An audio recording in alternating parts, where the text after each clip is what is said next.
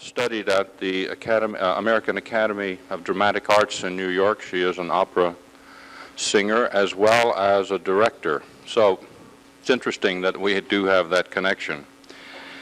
Many of you here, at least the faculty, know Tom, or Thomas Bassett-Dilley. He was a student in our first accelerated entry program. Tom came here after studying for 1 year at the Frank Lloyd Wright Taliesin West School, stayed with us for 4 years, and then left here and went to Columbia University to do his master's work. And at that time was in the initial class when Bernard Schumi came in as Dean of Columbia. He seems to always be first in various things. After completing his work at Columbia, he went west with Frank Gehry, and the two projects that he worked on with Frank Gehry were the Guggenheim Balbo project, as well as the Disney Concert Hall. After leaving Frank Gehry's office, he has worked with several small firms and now has his own practice in Los Angeles. Recently, he has been involved in some rammed earth houses, two of them of note, the Cabrin's House and the Bar House. Both of those are in Los Angeles. Tom is one of those students who has maintained close ties with the program here, with Ball State and with many of the faculty. And it's really a pleasure to have him come and join us this morning. Tom?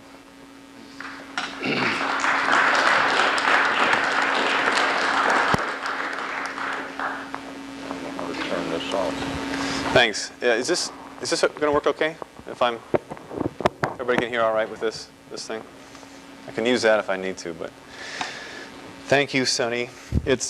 It's fun to be back and to come back with some images of LA, which is a place that I never really imagined I'd go, but I did, because there were some really exciting things happening out there. I actually graduated in '91 from Columbia, went to LA because in New York in '91 the economy was just bottoming out. There was recession, everybody was getting laid off, so went out to LA just in time for it to kind of do the same thing, but I managed to keep busy and do a number of interesting projects and worked in some different firms and gradually kind of collect a collection of slides of LA architecture.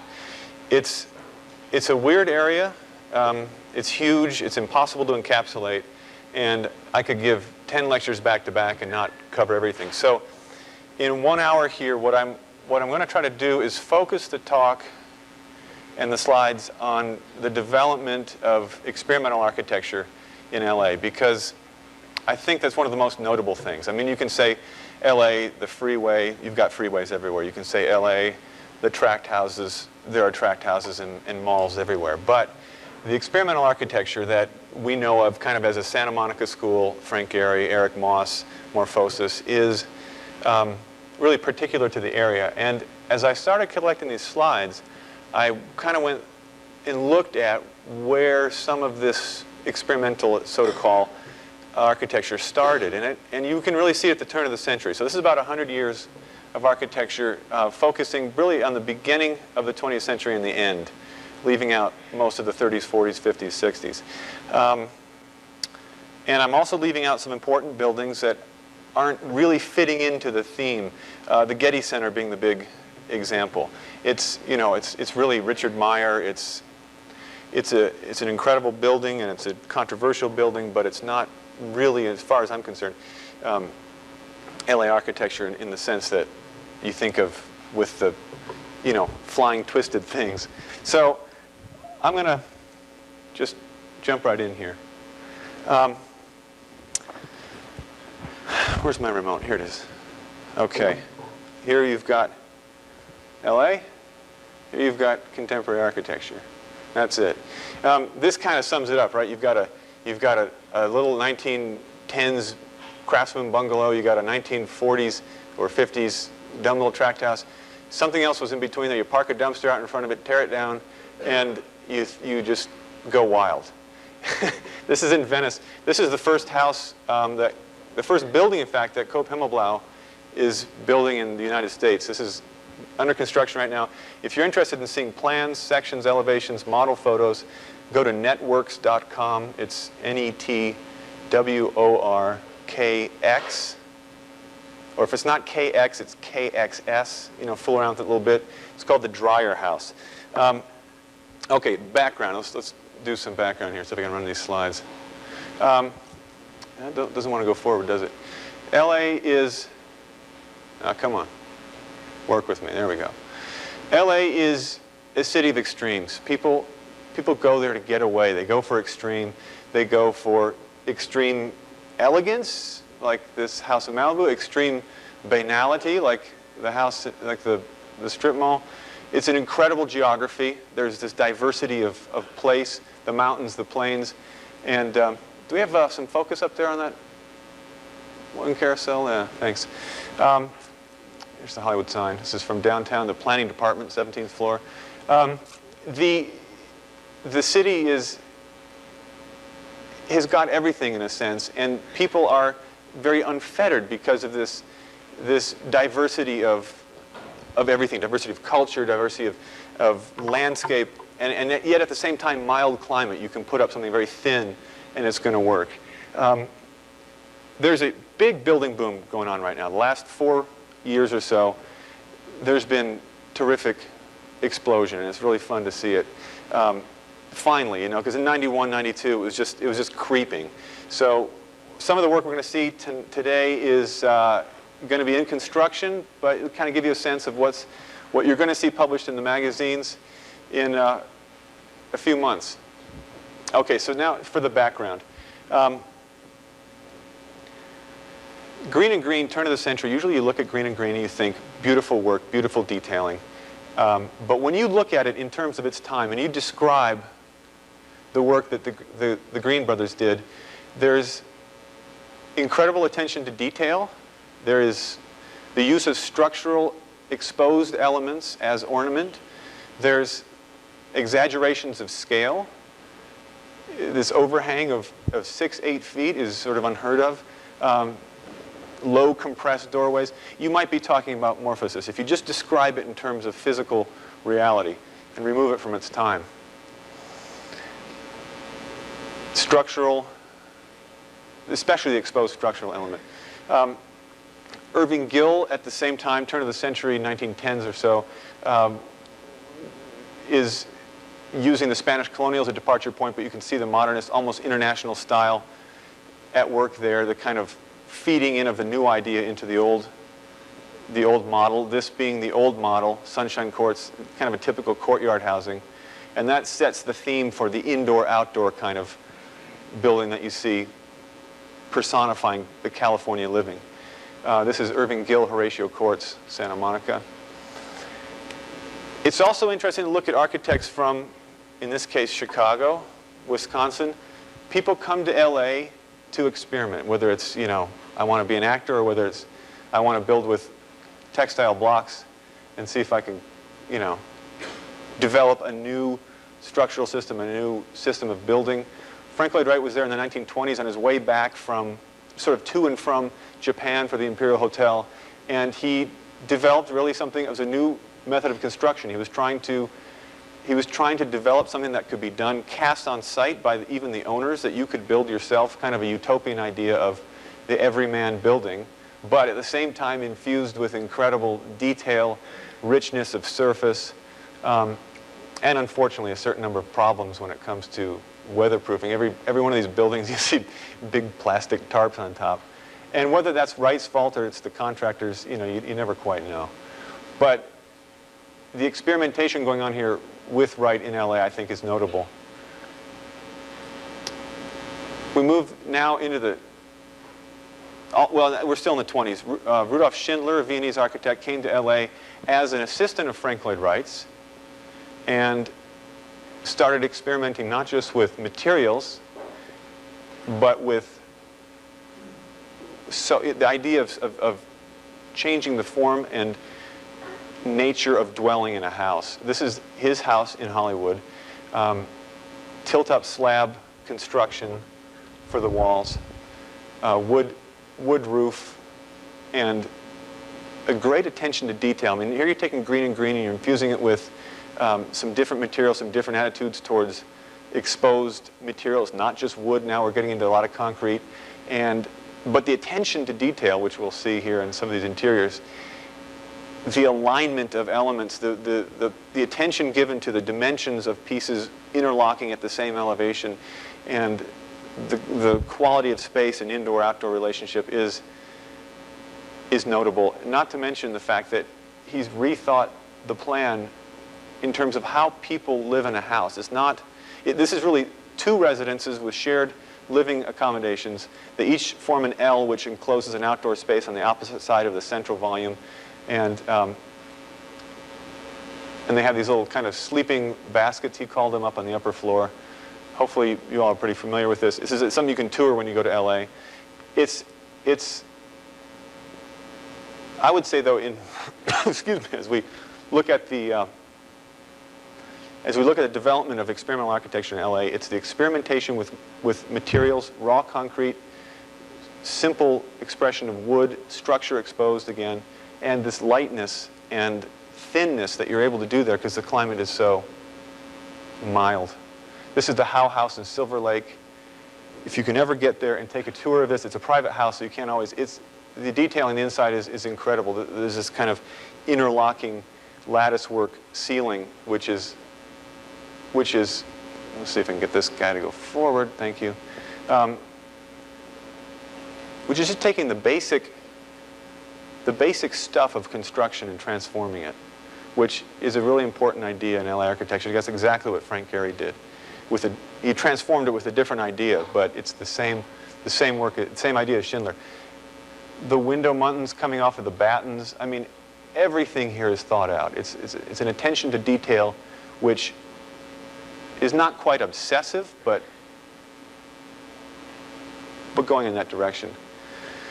So Schindler's Fitzpatrick House, in the 1930s, he went more international style, and this is where I kind of fade out, because international style is international style. It's not really particular to LA. The Schindler House and some of his early wooden projects were really LA. The case study, I'm going to kind of gloss over now the 30s, 40s, and 50s with a couple images, if I can just get them, of case study houses. In the 1940s, of course, LA started this gigantic boom in housing.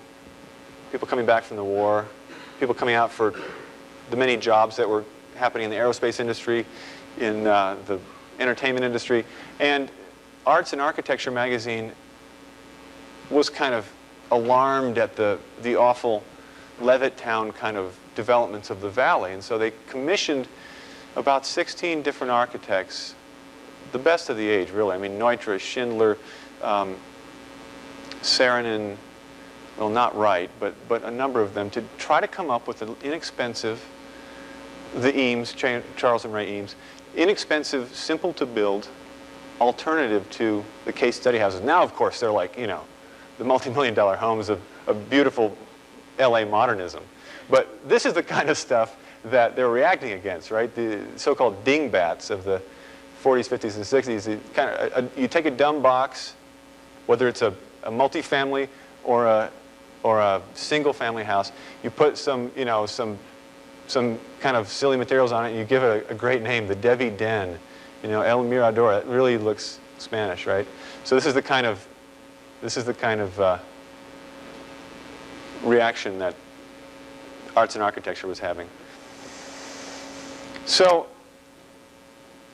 I'm going to jump shift now to 1965, Frank Gehry, and kind of slow down the pace a little more.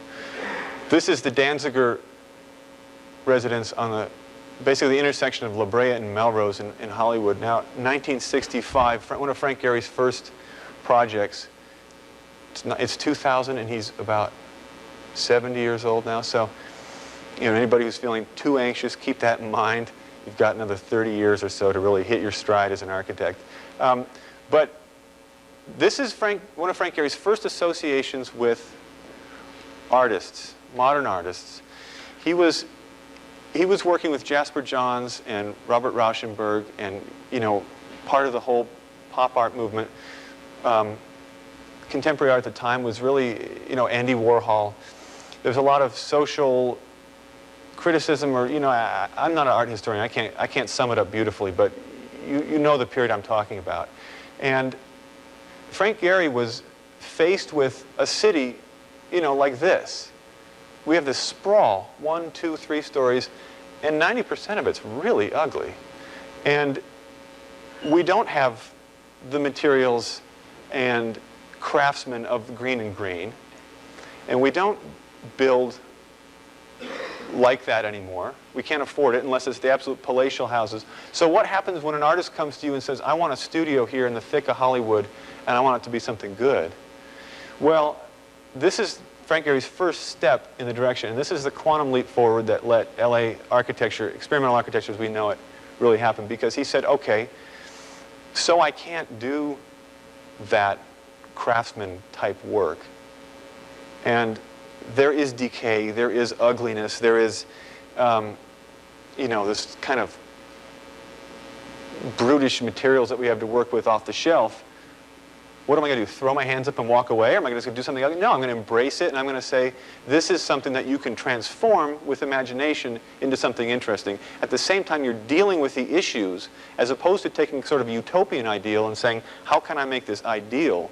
You say, how can I do something that encapsulates these things as issues, like Jasper Johns and Robert Rauschenberg? I'm going to make a collage of this stuff, and I'm going to put it out there, and it's going to be something you can think about, you can look at. It's exciting, you can see the contrast, you can see the collage, and you can see kind of modern life in the building. So when he did that with his house in Santa Monica, his neighbors complained. Imagine that. This is look at his neighbors, right? And they said, Frank, how can you put chain link on the outside of your building and metal and, this kind of stuff? And he said, well, how can you park your boat in your front yard and complain? This is the same stuff, okay? This is your boat. This is your RV that you leave in your driveway 9 months out of the year. I'm just putting it on my building, and why is that bad? So that's kind of the brilliant step forward. And it's a very interesting space to go into, I got to tell you, these layers, right? Now, to kind of talk about Frank Gehry and art for a second. This is another theme of the LA experimental coming in. This is really hard to photograph, obviously. His house got really overgrown, and there are these great trees in this part of Santa Monica. He's got this corner window here, right? Now, Frank Lloyd Wright in the mitered glass window. Well, this is Frank Gehry and the corner window, and he says, the thing about the corner window is it can have motion. He says, well, how can I build motion? And so he starts thinking about Marcel Duchamp, nude descending the staircase. And he says, in that painting, you look at that painting, and it's this kind of semi-cubist thing, and it's like a stop photo, what do you call it, stop image photo, where you've got, 16 images in one frame, kind of. And so he did that with this thing. He took this cube and he rotated it and twisted it out of the plane of the rest of the building, which I'm sorry you can't see it better. It's impossible to get a clear photograph of it. But there he is, taking an idea about art, about contemporary art, and he's using it to inform his architecture, and these kind of wonderful things happen. But it's an idea, it's not just an effect. It's an idea about art and about space and about movement and these things coming in architecture. So his house was 1978, and this is the Spiller House in Venice, 1980. And here he's really hitting his stride. He's saying, okay, we're going to take off-the-shelf materials. I mean, everybody's seen this, right? We're going to take off-the-shelf materials, and we're going to build this house, and we're going to just run the studs up at 16 inches on center like we always do. We're going to show up on site with these aluminum windows, and we're going to stand there when the floor is framed and figure out where to put them. And when we put them there, we'll just nail them on place, and then we'll sheath the building. We'll put the siding on, and we'll just run these things up, and they become like mullions. And it's this fabulous space inside. I'm sorry I don't have photos. They don't really kind of let you in. The light is coming through, and these great shadows are cast by all the exposed 2x8s, 2x6s, the ceiling frame and the roof framing. So what's happening is an exploitation of the materiality of the common material. You know, how can metal be an interesting thing to work with? How can roof shingles? This is clad with roof shingles, and these two with stucco, different colored stucco. You know, how can you do something interesting? These are cheap, off-the-shelf materials, but if we, you know, do some interesting thing with our forms and our light and our volume, we're gonna have an interesting building. These are just basically boxes, right? But they're boxes with a twist, boxes with a fantasy. These are the Arnoldi studios in Venice. 3 artists in residence live workspaces. This is something that the LA Code started to sort of encourage as alternative housing. In Venice especially, because it's sort of rundown area. That's Dennis Hopper's house right there, designed by Brian Murphy. 1980 as well, 1980. The Aerospace Museum, he starts to take these ideas into a larger form, but still kind of, you know, zinc, galvanized metal. He's using the stucco, the kind of off-the-shelf stuff, and twisting it.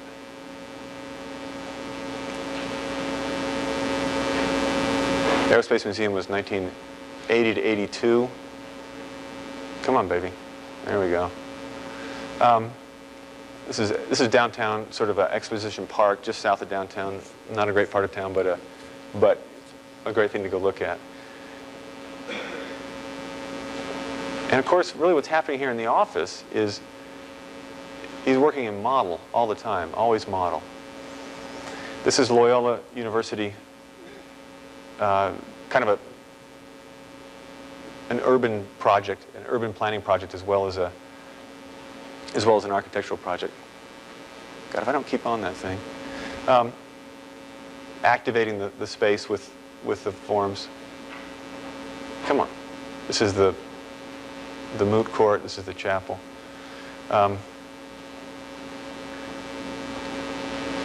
Okay. Now here's the quiz. Which one was, you know, designed by Frank Gehry?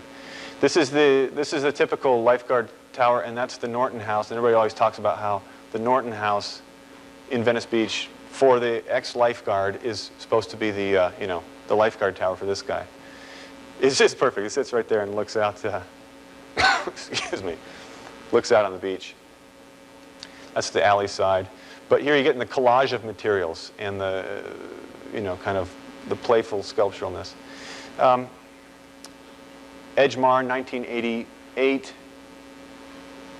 in Santa Monica, is a development project, a wonderful kind of transformation of a dead block into this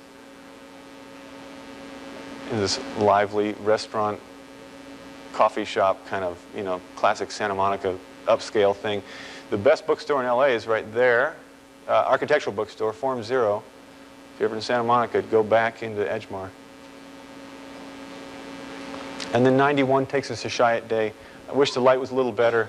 Remember Apple's advertisement campaign, Think Different? That's a picture of Frank Gehry. Big poster hanging on his building. Just perfect. This is looking from Venice into Santa Monica, the Chiat Day building. And this is a great encapsulation of Frank Gehry, artist, architect. The binoculars, of course, are by Claes Oldenburg. And Gehry was actually developing this building on spec. And Jay Chiat, the principal of Chiat Day Advertising Company, found out about it, came to Gehry and said, hey, I want to be your tenant, I want to move in here. And they said, okay. And they were reviewing the design one day, and he had this volume figured out, and he had this volume figured out, and he knew there needed to be something interesting in between. He just didn't know what it was going to be. It was going to be a fish, you know, what was it going to be?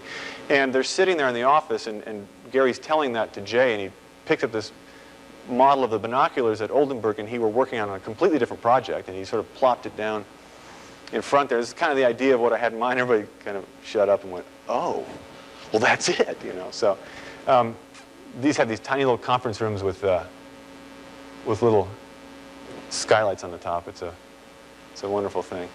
So that's 1991. You know, hopefully, very much what Gary has been doing recently. It's a kind of a different, it's a different feeling. This stuff, he's kind of back up against the wall with budget. Now he's doing Guggenheim Museum Bilbao. He's into the elegant materials. He's as sculptural as can be, and it's a very personal take on architecture. And that's the thing about LA. This is very much an individualist city. Because it's not traditionally bound as an architectural environment, you can do anything if you have the right client and the right budget and whatnot. And so that's an element of it. I mean, the downside, of course, is that there's no tradition. The city doesn't hold together. You feel like it's just a thin veneer on the landscape. But in other words, there's the pro and the con. So Frank Gehry opens up and says, you know, we can do these wonderful individual kind of expressions, these sculptural buildings that use everyday materials and kind of transform.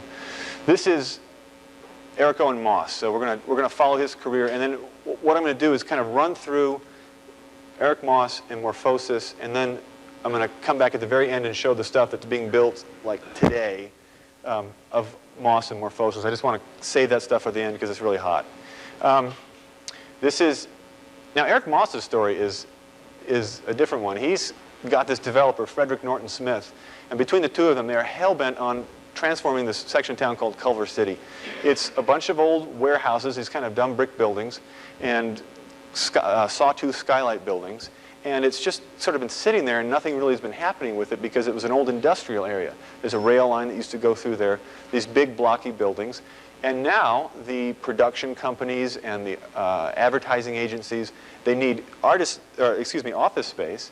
And of course what they want is something that's going to make a name for them, something that's going to be interesting, something that's going to be creative like they are. So they commission, actually they don't commission Moss, let me back up. Frederick Norton Smith is a developer. They developed it, they just buy a building and go wild with it and say somebody's going to move in, and they do. This is IRS Record Company, Hayden and National in Culver City. I have a friend who worked in that office. There were 20 sheets of drawings to show how those things worked. I mean, this is like a mill guard window, right, popped into this wall. And I didn't even know how you draw that. Of course, they're making models, but they have to give a set of drawings to the contractor. And somehow they did, and it got built. It's amazing. This is 1988, IRS.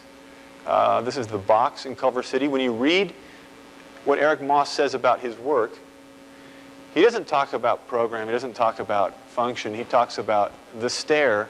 There's a stair coming up here. The stair is an event in space, okay? Which is a great thought, And he's working from that standpoint. There's a conference room up here in this box with this freaky window. Can you imagine trying to detail that for Indiana winter? And now this is either IRS or another production or record company or ad agency. I'm not sure what. This is Moss and Norton Smith. This is an advertising agency, and when you read about this building, he calls it R1, R2, R3. They're sort of revisions to an idea. There was an old building here. This is a great example of contemporary architecture embracing the past, okay? These bowstring trusses were part of a big warehouse building that was there on the site. And when you build, a certain amount of floor area means you have to have a certain amount of parking. So they had this big building that they were going to transform, they're going to remodel, so they're required to have a lot of parking, right? So they got to tear down a lot of this building. So they do, but they say, well, let's just tear down selectively, let's leave the interesting things up. And they got these trusses marching through the building, and, oopsie, there we go. And making this fabulous shadow pattern. And so you've got kind of like, when rap music is sampling, you get the sample, you get the new and the old, it's happening in the same place, and you kind of go, oh yeah, I recognize that, and then it's gone. So there's the rap, but there's also the punk analogy. Man, I look at this and I think punk, he's a punk architect. I mean, it is so gritty and raw and stripped down. Always steel troweled stucco with hard troweled, so it burns it into that slick finish. Gets a nice reflective quality. Kind of looks like the sky when it's foggy, which it is all the time. This is pretty close to the beach. Gigantic steel moment frame to brace the front of that building against earthquakes. You can't just hang something up in the air here. You can be light when it comes to dealing with rain, but you can't be light when it comes to dealing with earthquake. This is the Samitar building, which is another interesting example of the speculative office. Frederick North Smith had a tenant in this building, right? They needed more space. So they went up. And come on. And he says, it's kind of like you're looking at a freeway designed by a drunk. So when you're looking at Moss, okay, Gary, in a sense, made these guys possible by opening up the field to this kind of expression with the raw materials and the off-the-shelf and the everyday, and also the artistic element, the element of I'm going to sculpt this thing until it feels right for me because I've got a great eye, and then it's going to be right. I mean, you know, look at that. There's not a, you know, what you call a rationale per se, except the eye, right? So it just so happens that Eric Moss's eye has got a certain amount of humor and humor at the same time as his roughness. And he talks about contrast, he talks about paradox, he talks about rationality and irrationality coexisting in the building because being a, you know, I don't want to say postmodern, but, you know, being a contemporary guy, that's the way he sees life. He's an extremely intelligent guy, and he kind of plays out in these buildings. This is more of Samitar from the backside. You see it's basically just a box with an event or a couple events. This is a stair. This is an exit stair.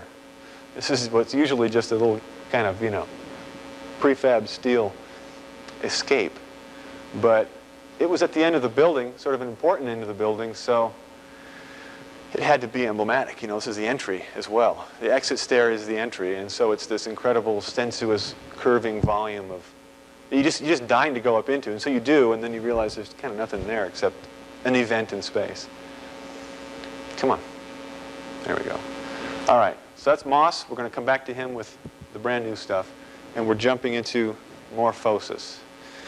1980, Venice alleyway, the Sedlak studio. To contrast Morphosis against Gary and Moss, I would say, and you know, make your own conclusion, but less about the expression of materiality, more about how they come together, about making, and about kind of a, well, I don't know, we'll go forward. This is 1980, okay, so we're talking about postmodernism is very strong, right? And you can kind of see it there with the colors and some of the forms. It's called 2468 House. It's an addition over a garage in Venice. And this is the 8 window, that's the 6 window, and that's not a window. That's the 2 window. So they're playing with scale and with kind of in a little more cerebral sense. Anybody wants to buy a 1987 Honda Civic, talk to me after the lecture. Move out to California, I'll sell you my car. They're using asphalt shingles, roof shingles, on the side of a building, like Gary. This is 72 Market Street restaurant. It's impossible to photograph, but Kate Mandolini on Wilshire Boulevard isn't. This is 1986. And here you can see Morphosis is more kind of mechanical sense, like we're living in a mechanical age. Things are going to be a little colder, a little grittier, but incredibly well detailed. We're going to come back to one of their schools here in a moment. Into repetition. These are little combination lights and shades over little tables along Wilshire Boulevard for the exterior diners. But that kind of rhythmical expression of the little structural rhythm, for its own sake, but also as an kind of an ornamental expression on the building. It kind of harkens right back to green and green as far as I'm concerned. These guys are the green and green of the turn of the 21st century, whereas green and green, of course, turn of the 20th. This is Tom Maine's house in Santa Monica. Took a little bungalow and screwed on some cement siding and did his little rhythms. It's a wonderful landscape photo for you. Bamboo. That's a detail. See that? That's the original siding of the house. Just put on some furring. Put these guys on, and all of a sudden we have something that's got some visual interest. It's got to have visual interest. Salic Healthcare Quarters in, this is a kind of office building in 88.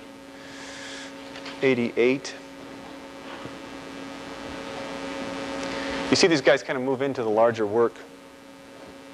Let me back up here. And try to carry as much of that expression as possible. It's always difficult at first, I think, when you see these guys jump scale. But you can see that this is a Morphosis building. So we'll come back to Morphosis. This is Frank Israel. The late Frank Israel died, I think, 2 or 3 years ago, and was a little more of a, I would say, sensualist when it comes to materials and dealing with colors and materials. There's always strong use of materials in his building. I want to get this thing here. He spent some time in Rome, and this is 2 views towards the 901 Brighton Associates advertising agency. The building used to be the Charles and Ray Eaton studio, so it's full of history. And then he transformed it into this. Now it's kind of sitting empty. It's really weird. I think Spielberg or somebody owns it, and they just sort of use it occasionally. It's sort of like a collector's item. This is the Goldberg Beene residence in Hollywood Hills. And I mean, Frank Israel is color going wild, right? Just the palette is wide open. Structural expressionism, lightweight versus heavyweight. This is Virgin Records in Beverly Hills. He had a box to do an interior remodeling in and had very little opportunity to do anything on the exterior. So what he did was bold and strong, so you can really identify this canopy of sandblasted glass and steel and this curving red wall of plaster, which is aging somewhat, strangely. He knew he was dying. He was dying of AIDS, and he knew it, and so he did a very good thing, which was he transitioned his firm into Callis Shortridge and Associates, 2 of his partners that were with him for a long time, and passed it on. And this was the transitional house in Malibu. It's the Dan residence, and this is primarily designed by Stephen Shortridge. Frank Israel was involved in the inception, but they're continuing now with their own work, which is taking on a more of a kind of a, well, this is one of their houses. This is going to be finished in the next couple weeks. This is on the tip of one of the hills in Pacific Palisades, looking over the ocean towards Catalina. The island is right out there, and you go to their buildings, and it's sort of like no plane untilted, and nothing untwisted a little bit. I have a friend who works there, and he when he's feeling grumpy, calls it boutique-y architecture, whatever that means. But kind of everything is studied and brought into the composition.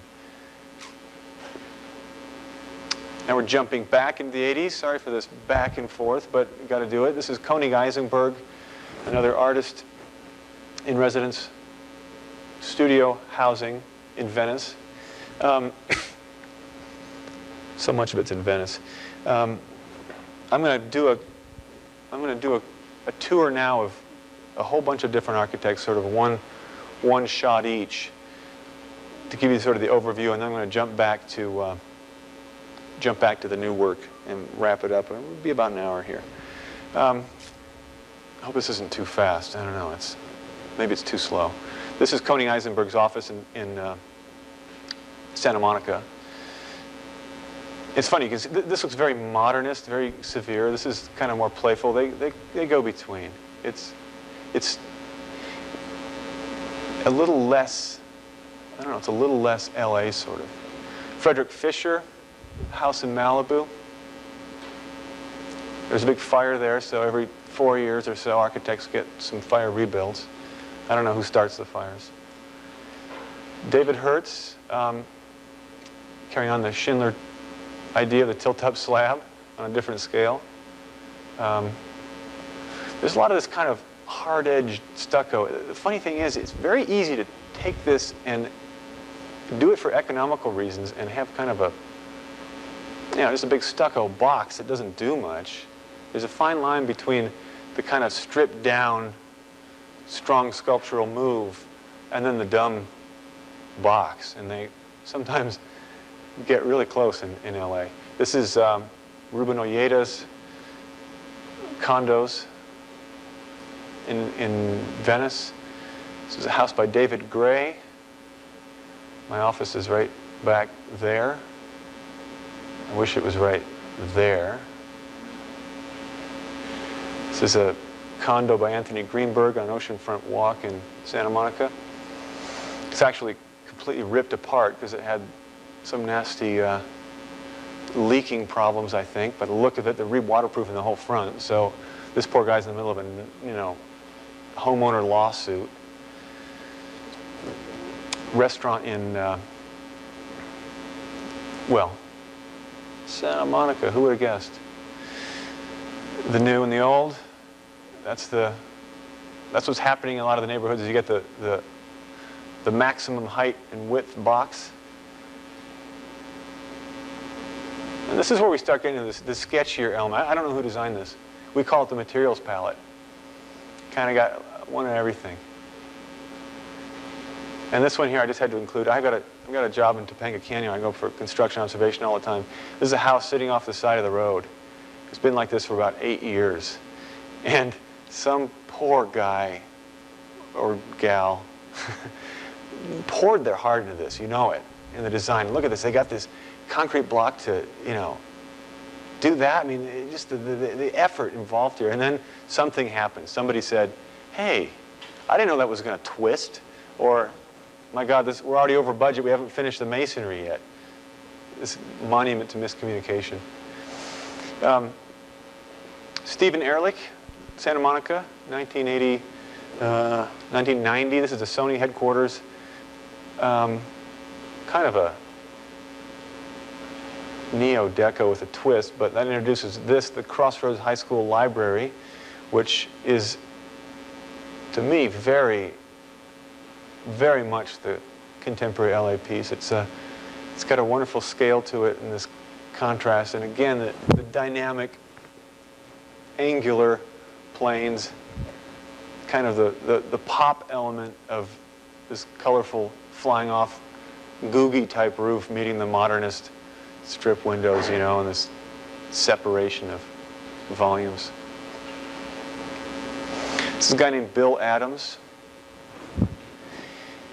He always has a very nice tactile sense of contrasting materials. The wood versus the metal versus the block or stucco. This is a building that was just getting completed when I took these photos a few months ago. This is it's a condo project on the edge of the rough neighborhood in Venice.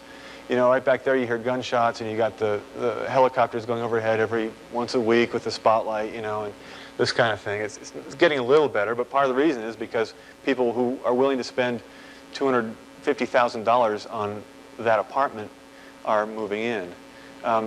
But I really liked it going up. We saw the construction photograph earlier. It's got some weird articulation to the materials, but I wanted to give you some interior photos here. This is just using your off-the-shelf Doug fir. Those are 2x12 treads on metal angle hangers. gypboard, plywood ceiling. This is looking out from the bedroom towards that Koenig Eisenberg project I showed you a picture of before. I hate to admit it, but like half the stuff is walking distance to my house. But that's why I live there. Expose structural connections, expose flue, you know, expose it all and use it. Collage it. This plywood roof flies through the building on this long curve with these skylights punched in it. I don't have a lot of larger scale work, you know, because it takes longer to build.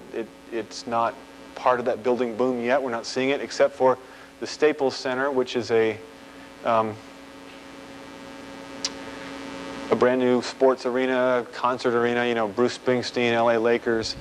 And you can only photograph it from the street, sort of, but that's, I mean, it's kind of nice to see in our LA that even though Frank Gehry's Disney Concert Hall has gone through incredible political problems and it's finally coming up out of the ground, you know, there are some large things being built that have some edge to them, some sculptural interest. I'm going to do a little parenthetic thing here with pop architecture. You're probably familiar with a book called Googie about the coffee shop architecture of the 50s and 60s. That's a classic Googie right next to the LA County Museum of Art. And this is Cantor and Associates' brand new In-N-Out burger. Got to get in and out if you like a burger. When you're in LA, it's great. But this is you know, cartoon, right? But where can you build a cartoon but in LA? That's an apartment building by Cantor Associates, Koreatown. Swiss cheese, I mean, it's crazy. Okay, now we're going to hit the beach again, and I had an empty, you know, I just had to throw that in, sorry. This is, okay, we're going to step into the present. This is a project by Daley Genick, and I'm including this. It's not exactly the greatest building in the world but it's the greatest reuse of an extremely dumb building that I've seen. This is a production office for another film production company. And what you got to realize about this building is that metal structure there was the background for a big, ugly, stucco, you know, real heavy facade. It's sort of the California version of the mansard roof. You know, you get those restaurants along the side of the roads that, you know, have this around here, that big metal mansard roof. Well, in LA, it's the big stucco thing that's the parapet hiding the, you know, the mechanical stuff on the roof, and so they stripped it off and they said, all right, let's do the thing where you expose the guts and you have some fun with it. And so they put this this plexiglass facing on top of that facade, and they skinned the outside of this thing with stair tread, right? This is the stuff that you make, you know, the prefab treads for metal stairs. Great perforation of light. It gives a little more privacy for the offices in there, but still kind of lets some light in. I mean, it's just this creative use of everyday stuff. There's only that's the joinery that they're using on the face there. They have these little pins, kind of pinning these plexiglass panels in. And then they have lighting behind it, and they sort of selectively sandblasted different parts of it, so it kind of has a diffusion quality to it. These are the only, come on, pictures I got to take before they said, no photographs. They're about to have it published, so. Concrete receptionist table, and, you know, there was some flooring down there. They've ripped it up and just polished the floor. These are, you know, Simpsons hangers. You know what I mean? It's like the stuff that traditionally you think, we got to cover that up. Well, the opposite here. Let's strip it out. Okay, now we're gonna hit Eric Owen Moss and the stuff that is going to be published here in a little bit. Remember that advertising agency with the bowstring trusses? That's that one right there. This is a building that Moss simply calls Stealth. It's got a three-sided facade here and then a four-sided facade at the back. So it has this transforming quality as it runs down the building. And it's going to be, there's going to be an auditorium in there and a bunch of offices. That's kind of looking at the backside, and there's an incredible amount of steel to make this thing happen. So this is one of his buildings. That's one of his buildings. He's developing a master plan for Culver City that's got this kind of elevated walking area that's going to connect through all these public buildings. The developer isn't just doing office space. He's doing little outdoor theaters, a little place that can be a kind of a coffee bar, and it's all kind of separated from grade. And you sort of wind your way through, and it's going to take him another 10, 15 years. But when they get done, Culver City is going to be Moss City. It's just an incredible client. I mean, where can you do that unless you've got the perfect client? This is called the Green Umbrella. I think it has just been published. It was a project for the LA Philharmonic's Green Umbrella series where they perform contemporary works, chamber works. There's a contemporary chamber offshoot of the LA Phil, and there's an auditorium inside, and then these little steps kind of pull up in there, so you can kind of have a little mini auditorium there, or you could have seating there, and the auditorium going on, or the music going on inside, or you could put the musicians here and have some people sitting inside and some people sitting outside. So it's this incredible little sculptural event with that, I don't know, melted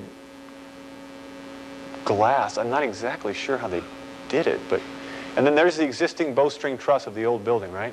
Coming through. So you're getting the old peeking through. Here's my artistic shot, right? Metaphor. This is, see the project in the background? That's the one that he's just working on right now. It's under construction. It's an old sawtooth warehouse or factory space, been abandoned.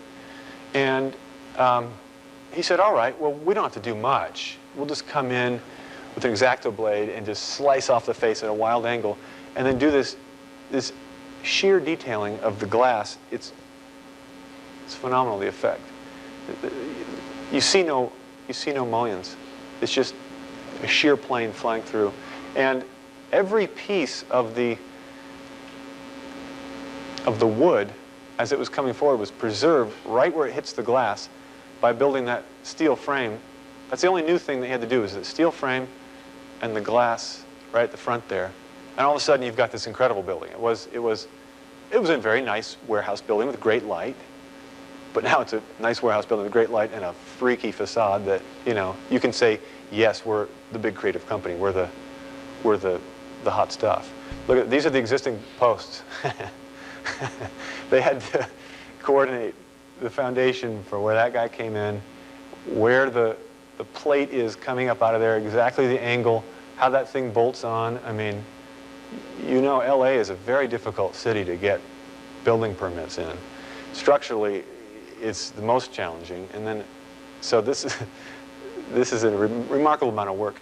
And then these kind of, I don't know what you call them. They're really structural mullions, providing wind resistance and you know, supporting the glass. It's so funny. I'm talking about Eric Moss in terms of building permits and wind resistance. You know, it's like not what he'd be saying. So maybe I could be wrong, but this is that detail of the front. Slice it off and reveal it, and it's just, what can you say? It's beautiful. This is the other warehouse with kind of the one that's leaning out. There's one that's leaning in, and there's one that's leaning out. And that line there is just determined by, you know, the angle of your slice as you run down the front of the facade. Okay, now we're running into the end game here with morphosis.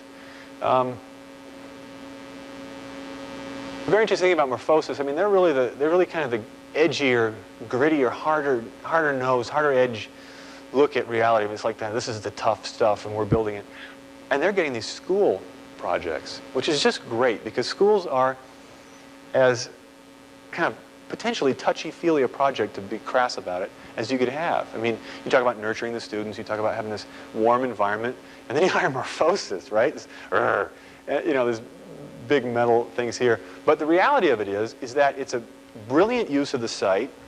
And it creates this wonderful space. I'm sorry, it's a little bit dark, but they had a very tight site in Long Beach, and they carved out an interior play area and cafeteria and meeting space by just stringing the classrooms on one side and the administration on the other, and parking a cafeteria underneath where this little guy here is standing. And there's this giant board here meets you as you walk in with a very nice kind of multicultural message. And then this is the last project, and it to me is just the hottest thing out there. This is Morphosis' new school out in Diamond Bar, which is Pomona. It's about 40 miles east of the city. If you go out to visit, if you're in LA, you want to go and visit this, you can be there from 3:30 to 6:30, which means that no matter what, you're going to hit traffic, and it's going to take you an hour and a half to get there from practically anywhere. This is a high school, and I climbed up on the hill to try to show you the ordering system of what's going on here on the roof. These folds kind of continue through, and then there are slices going on in the building, and it has this sort of look of a glacier or an ice flow, something geologic breaking up. But basically the diagram is the same as any school. There's a spine with classrooms off of it, gym at the front, administration at the front. And when you're there, it makes sense, and you know right where to go. But you're in it, and it's just fascinating as you walk through. It's like this. That's the entry from the parking lot. Is the gym over here, and that's administration with this guy looming out. I don't know what's in there. I couldn't get them to call me back. I kept trying. Maybe it's mechanical equipment. Maybe not. Maybe it's nothing. But that's administration, and you kind of come up these stairs here onto this level. Now, this is a high school out in the suburbs, and underneath us is another level of classrooms. But this is kind of the main plaza area where everybody meets. This is looking back towards administration and the library, and you turn around and face this way. No, I'm sorry, this is looking backwards too. This is when you walk down here and turn around and look back. But what's incredible about this school is that it looks like they're given a budget of, quazillions. But you look at it again and you realize that all they're using here is some poured concrete, which, okay, isn't the cheapest thing in the world, but it's not, it's not marble, and galvanized metal, and, kind of a fairly straightforward curtain wall, and the folds in the roof are actually, working in a lot of positive ways for how how the water's getting off. Here I'm talking about the prosaic stuff again, but in other words, it makes sense on a lot of levels. It's not completely whimsical, and yet the design to have this kind of strength, it relies on incredible commitment by the design team, and really working out, with the eye and with the intuition, and kind of making everything fit at the same time. It's in section, the grades going up, and so you've got two-story kind of on the back side, and you've got one-story out on the front side, and so you have to have these light wells to get light in. And that's looking down a corridor towards the light well. The corridors, though, because it's California, aren't closed in. It's open to the air on the outside and there. So it's kind of, again, that indoor-outdoor feeling. I should probably just shut up and show these. These speak for themselves, as far as I'm concerned. That's the gym. Space frame ceiling. It's looking back. It's so funny because that there looks like a mountain in the distance, which there are mountains in the distance, but that's not. That's part of the building.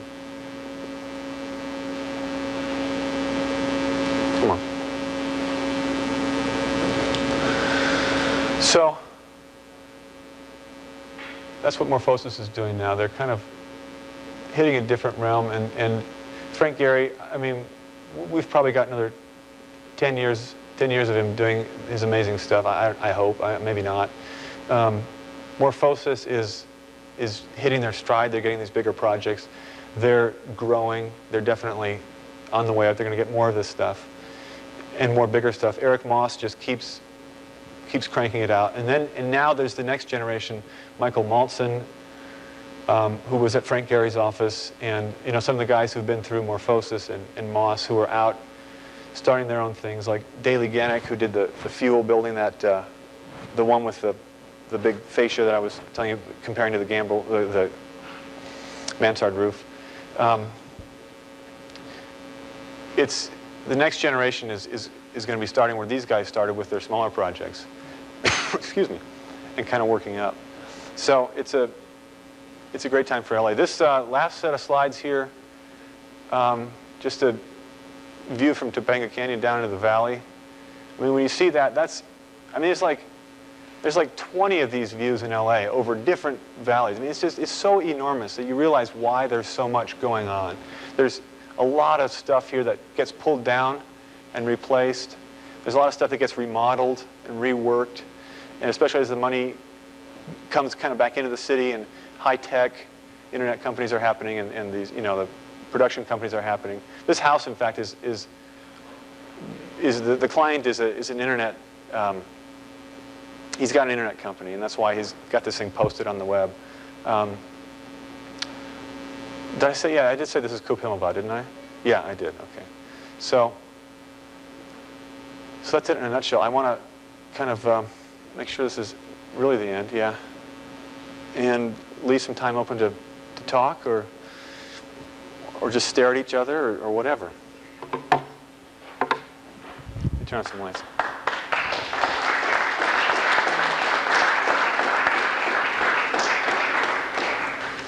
Anybody feel moved to say, ask, critique, whatever? Paul. One thing that strikes me, especially the earlier, right up to the very last, is how what looks, let's say, revolutionary, historically, is very tightly controlled, very carefully controlled. You can tell almost every one of them has a large volume. It unifies the building and plays and everything off. It's a really very clear vocabulary to work with. It's not just total serendipity. No, it's not random. Very carefully. I think sometimes we miss that, or you can miss that. You focus just on The effects. Yeah. the other part is very necessary.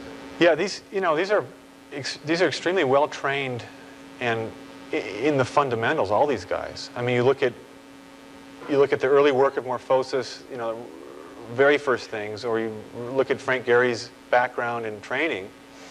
That same sort of thing occurred to me when I was working on the Bilbao Museum and the Disney Concert Hall. You realize that Frank Gehry, who's the most sculptural and kind of personal in a lot of ways, is very well trained and very knowledgeable as an urbanist. And you realize that there's a lot of levels going on at work, and those things are in the building from the beginning, and the rest evolves kind of from that or at the same time. Or I don't know. It's hard to say what the chicken is and what the egg is, But you're right. There's the fundamentals are there, and there's always, not always. There's typically something unified about it.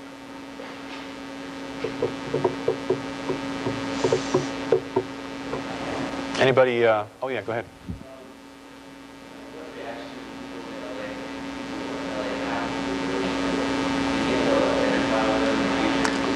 I'm sorry, with which?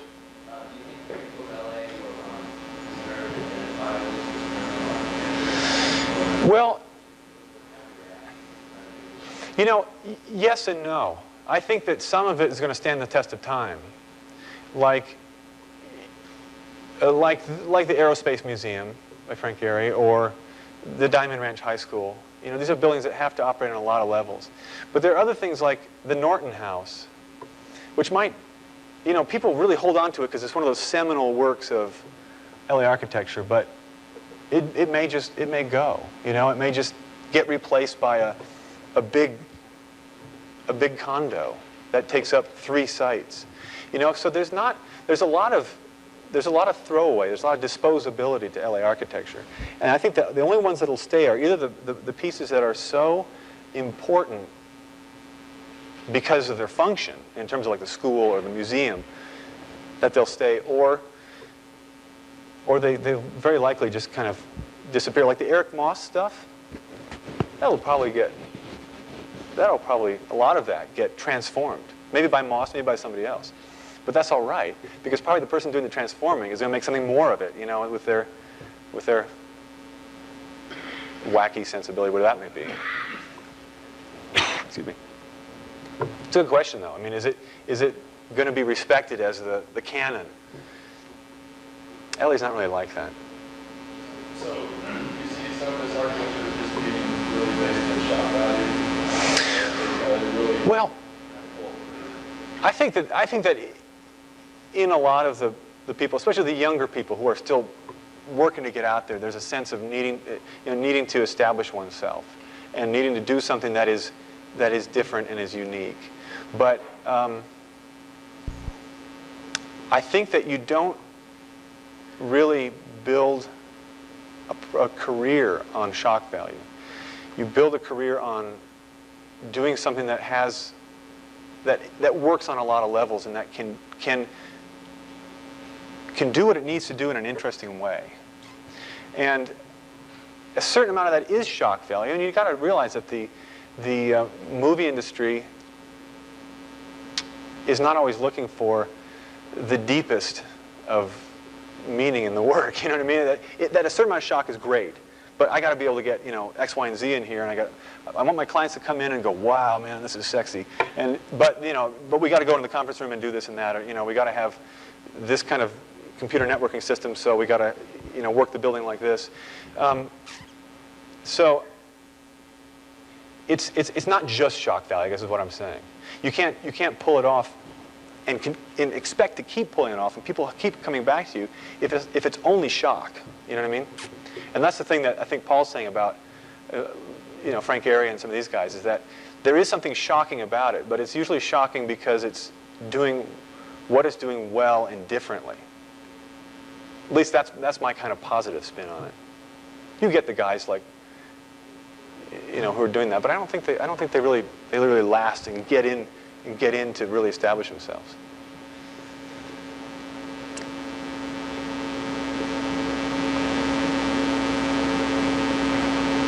I understand how it's hard to come up together, but generally speaking, how has the team been developed with like energy efficiency and sustainability? Yeah, well, in California, you get legislation for a lot of things. I mean, like, you can't smoke anywhere indoors in LA except in your house or your car. Your car is considered interior space, you know.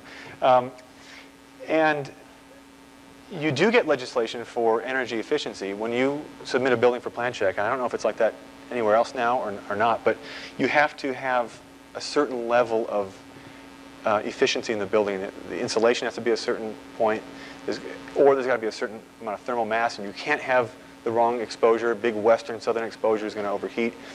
And there's this big kind of calculation formula that these specialist companies do to do these Title 24 reports so that you can get your permit. So some of it is by force. You know, you have to sometimes do double pane glass.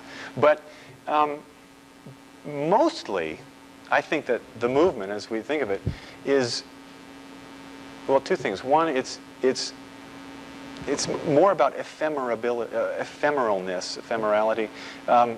And so sustainability is kind of a different approach. Sustainability is about timelessness and kind of lasting and you know, being self-sufficient, this sort of thing. Whereas these, almost some of them have almost a tent-like feel, you know? And you can live like that in LA. I literally didn't turn my heater on 2-3 winters in a row. You know, an extra blanket on the bed's enough. So you can really get away without consuming a lot of energy in the running of a building. And then in the use of the building, I think that what you find is that materials that are high energy materials tend to be more expensive, not always, but galvanized steel, which is mostly recycled material, is a low energy material. It's also a cheap material, you know? And old growth lumber, which is not sustainable to farm, is really expensive, whereas new growth lumber isn't. So you get the cheap stuff, which tends to be more low energy materials or more kind of environmentally based materials by force. Because a lot of this work that's interesting is coming out because the guys are back against the wall with the budget, and you got to use cheap stuff. And so that kind of addresses the materiality. And then I think that there's so much indoor-outdoor in California that you, when you're talking about like residential smaller work, that you get a kind of tempering to the environment with the simple things. I mean, shading and trellises and, you know, landscaping. But it's not very strong. There are those people who are trying to do the sustainable work, but they're not the core. It's kind of another thing going on. It almost happens by accident, I guess is what I'm saying, when it happens at all.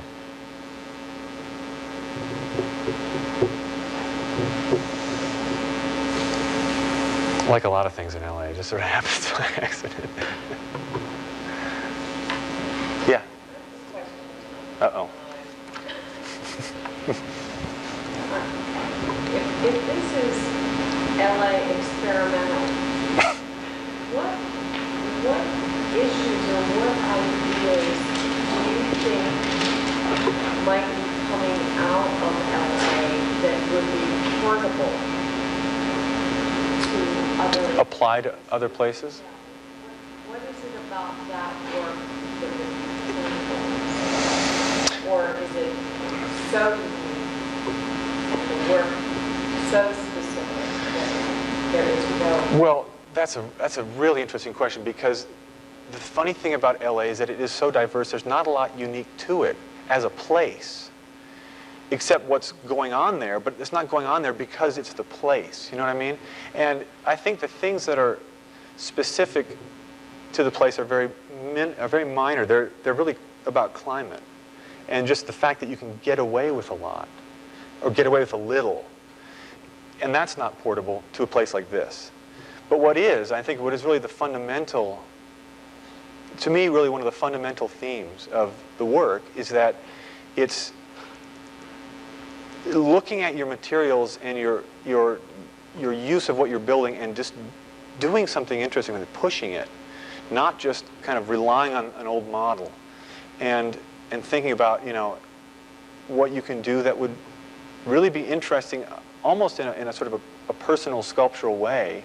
I don't want to say sculptural, that's too loaded a term, but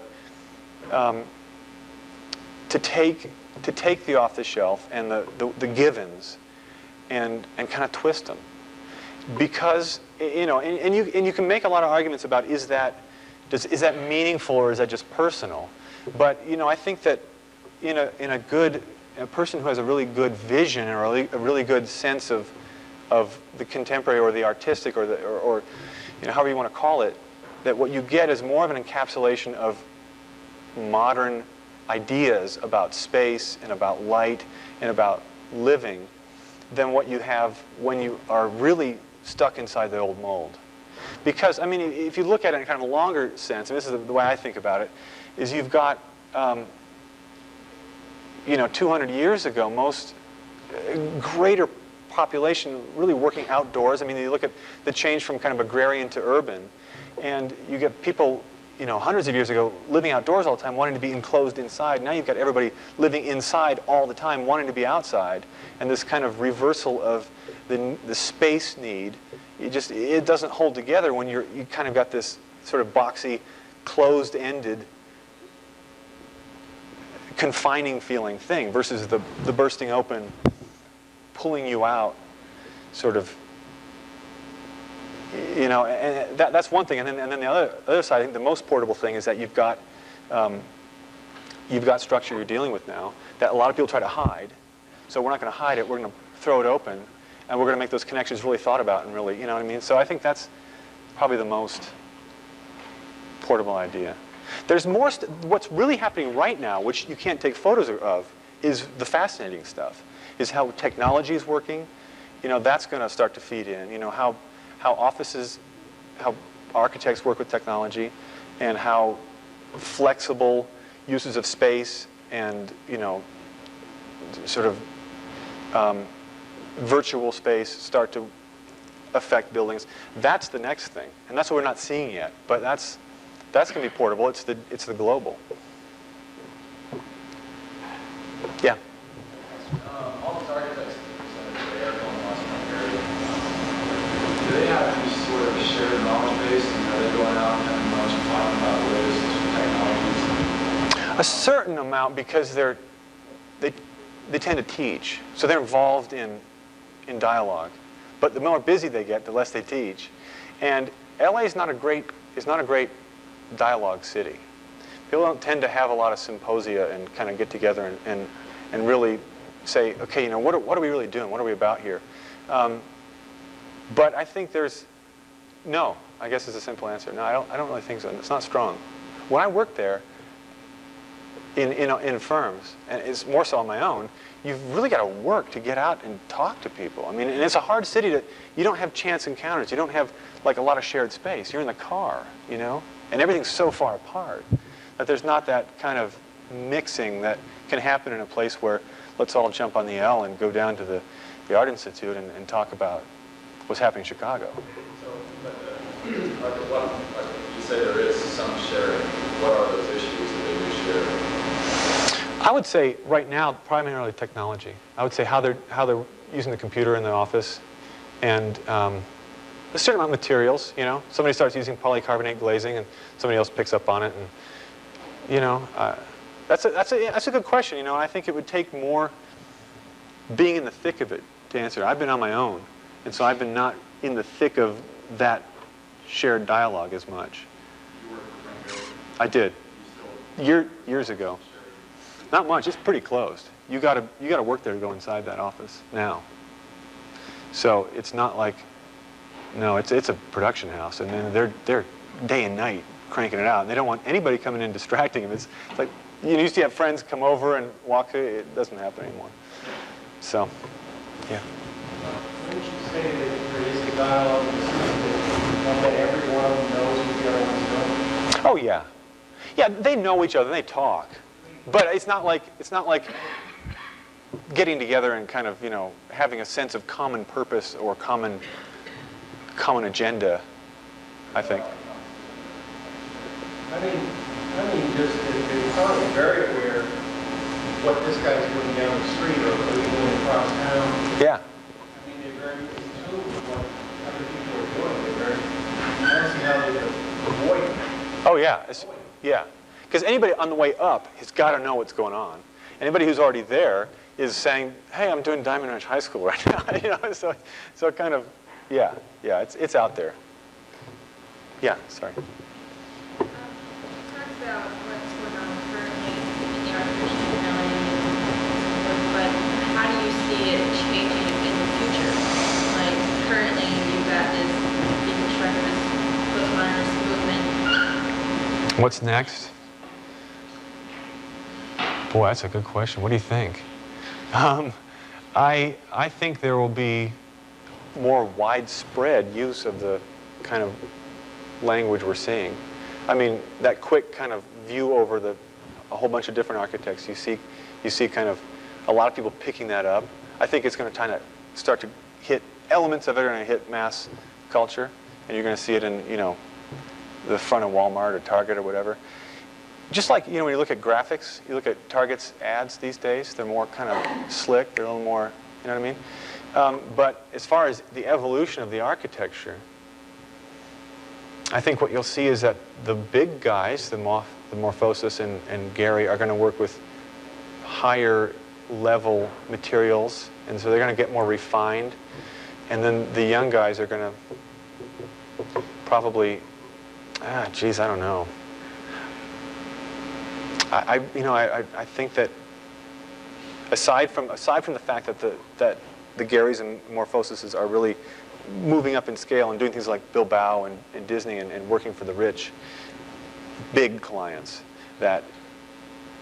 that's the main thing, is that you're getting that element added into it, that sensibility. I don't know. Go find out. Be there. Yeah, I gotta go. Thank you all very much.